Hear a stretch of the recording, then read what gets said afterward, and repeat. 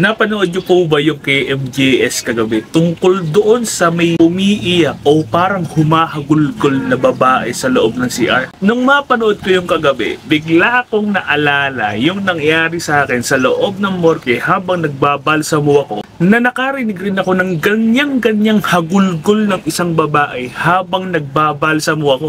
Pero bago ko sa inyo ikwento yung naging karanasan ko, panoorin niyo po muna yung video para makarelate din kayo kung ano yung tunog o ano yung klase ng tunog ng babaeng humahagulgol na narinig ko rin sa loob ng morgue habang nagbabalsamo ako.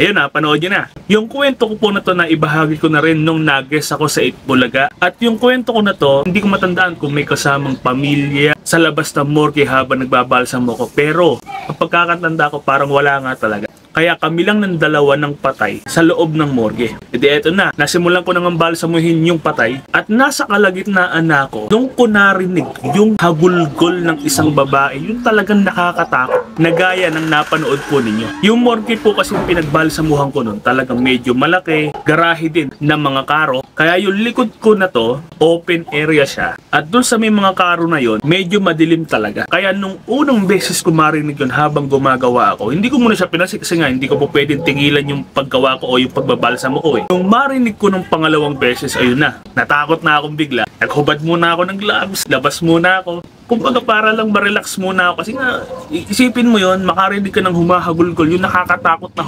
hagulgol ng parang isang babae habang nagbabalsamo ka. Ikaw ba hindi ka matatakot, di ba?